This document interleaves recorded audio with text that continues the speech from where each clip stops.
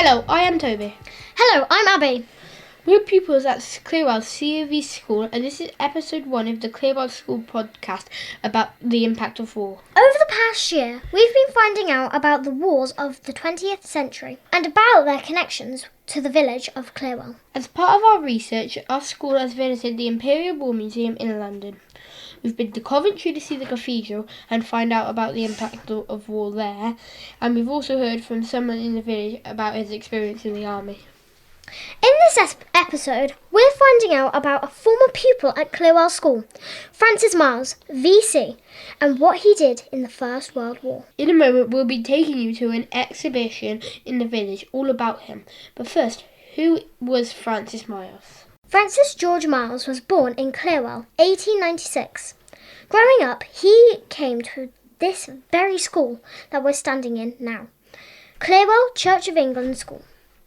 When he left the school, he went to work as a miner at the Princess Royal Colliery near Bream. When the war broke out in 1914, he signed up for the Gloucestershire Regiment of the Army and was attached to the Royal Engineers. His experience as a miner came in very useful. During the First World War, the army dug tunnels under the enemy's trenches in order to blow them up. It was hard and dangerous work, with the enemies listening out for tunnellers so they could blow them up before they could reach their trenches. This is what happened to Francis Miles in 1917 when his tunnel was blown up and was buried. Out of the 50 men in the explosion, he was the only one to survive. After recovering in England, he went back to the war, first fighting in Italy, then back in France. It was whilst he was in France he was involved in action that won him the Victoria Cross. Before we hear about what he did, Ryan has been finding out about what the Victoria Cross is. The Victoria Cross is the highest military medal given for the acts of conspicuous bravery or self-sacrifice in the face of the enemy. It was introduced in 1856 by Queen Victoria for bravery during the Crimean War. The cross has been awarded 1,356 times.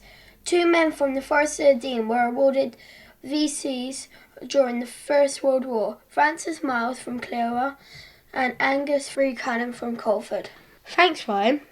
Back in March, we walked up through the village to Clearwell Caves to see an exhibition about Francis Miles and talk to the cave's owner, Jonathan Wright, who put the exhibition together. And along the way, we saw how the village remembers Francis Miles to this day. Okay, right, everyone, come and get your coats. Get my coat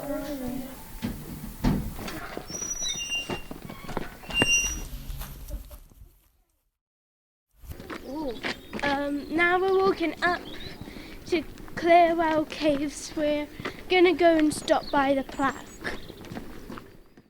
We've just arrived at Clearwell Chapel and we're here by the plaque of Francis Miles.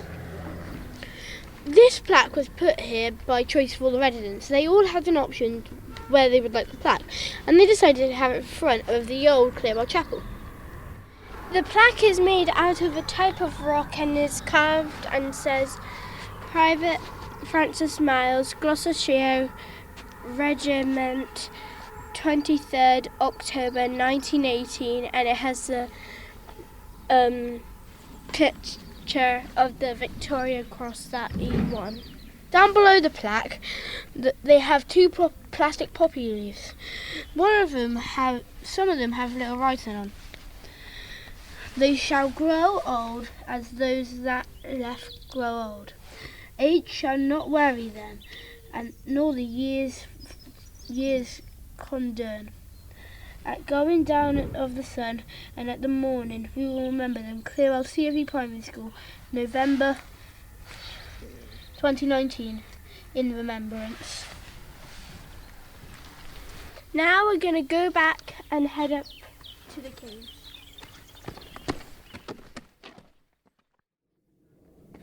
Hello, we're COV Primary School and we're here to interview Mr. Wright. That's me. Yeah, I'm Jonathan Wright.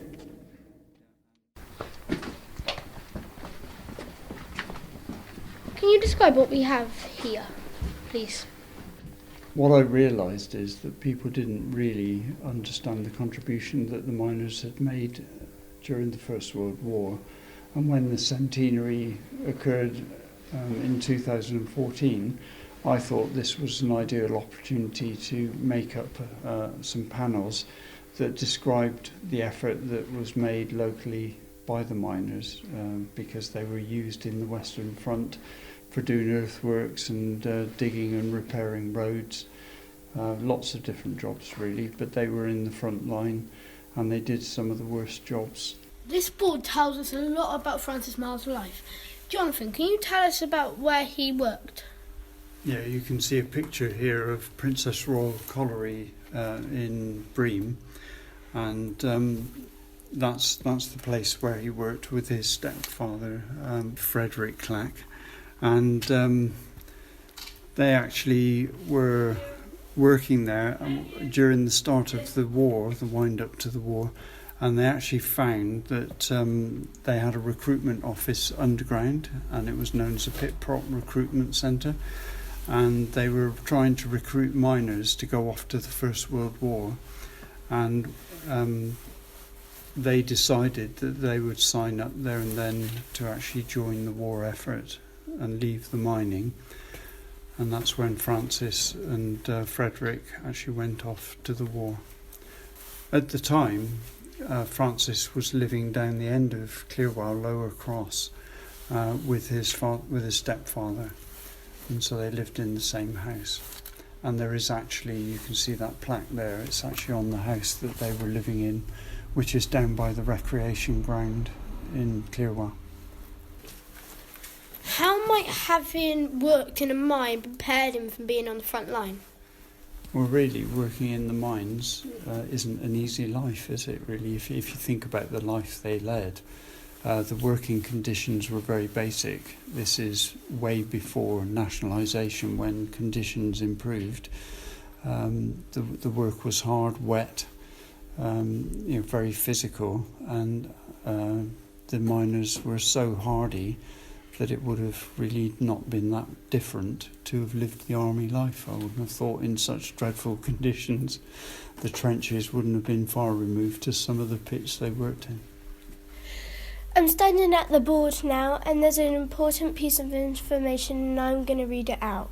During the closing stages of the Great Allied Advance, Forester 17324 Francis George Miles, a private soldier in the 5th Battalion Gloucestershire Regiment, won the Victoria Cross for its outstanding bravery. On the 23rd of October 1918, during the advance against the Bois-l'Evêque, when his company was held up by a line of enemy machine guns in the sunken road near the Moulin Jacques, Private Miles alone and on his own initiative went forward under exceptionally heavy fire, located a machine gun, shot the gunner and put the gun out of action. Observing another gun nearby, he again advanced alone, shot the gunner, rushed the gun and captured the team of 8. Finally, he stood up and beckoned to his company who, acting on his signals, were enabled to work the rear of the line and to capture 16 machine guns, 1 officer and 50 other ranks. It was due to the courage, initiative and entire disregard of personal safety shown by this very gallant soldier that the company was enabled to advance at a time when any delay would have jeopardised seriously the whole operation. On the board there's a load of pictures and there's some text. Some of it's about Francis Miles and the Victoria Cross, and some of it's about what happened and what the miners did on the war. So, one of the texts says, Francis Miles was invested with the Victoria Cross by King George V at Buckingham Palace on the 30th of May 1990. He returned to a hero's welcome in Clearwell and was presented with a gold watch. Is that him there? That's the picture of him being carried into the playing fields at Clearwell. So they've walked all the way from Colford Town Centre to Clearwell with him on a chair, carried by some soldiers, and they walked to the presentation in Clearwell because they did a presentation of the watch there. What I find quite fascinating about him is that after the war, he settled back as a miner, and when the Second World War came along, he re-enlisted, and so he went off again in the Pioneers, doing the same sort of work, obviously much older, and his health wasn't fantastic, but it was good enough to be in the army at that time. He trained at Catterick, and one of the incidents that happened that I find quite funny, because he was walking across the parade ground and the officer said that he should have saluted him, and he marched him off to the CO's office, and he said, "This man did not salute me on the parade ground." And he said, "I don't need to salute because I'm a VC and it's the officer that should salute me." And the CO agreed and let him off. Thank you very much. That was very interesting. Very good. Thank you for coming. Thank you. Thank you to Jonathan Wright at Clearwell Caves for telling us more about Francis Miles. We hope you have enjoyed finding out about one of our former pupils and how he is remembered to this day in the village. Make sure to join us for the next episode of Clearwell School Podcast.